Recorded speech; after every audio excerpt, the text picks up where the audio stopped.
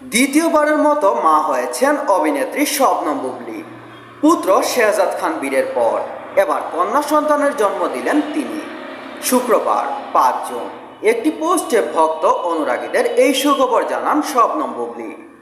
এদিকে ঢাকায় চলচ্চিত্রের কাজের সূত্রে বিভিন্ন সময় বিভিন্ন জনের সঙ্গে নাম জড়িয়েছেন মিষ্টি জান্নাত। তাদেরই একজন মেগাস্টার শাকিব খান।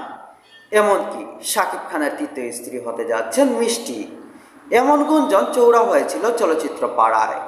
এরপর থেকেই শাকিবকে নিয়ে বেশ আলোচনায় আসেন মিষ্টি জান্নাত।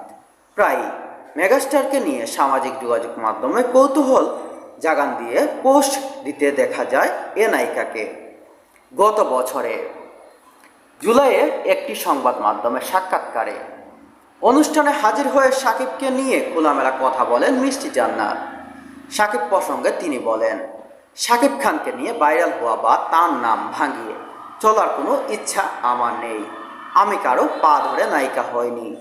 মিষ্টি জান্নাত কৌতূহল জাগিয়ে পোস্টের মাধ্যমে একটিতে দেখা যায় বিমানে একটি সিটে বসে শাকিব খান কোথায় যাচ্ছেন মিষ্টি জান্নাত। অনেকে এই ছবি দেখে দুয়ে দুয়ে চার মেলান, অনেকেই আবার কথা তুলেন ইন্ডাস্ট্রিতে নিজের অবস্থান পাকাপোক্ত করতে শাকিব খানের সঙ্গ দিচ্ছেন মিষ্টি জান্নাত। সেই কথার জবাব দিয়েছেন মিষ্টি জান্নাত।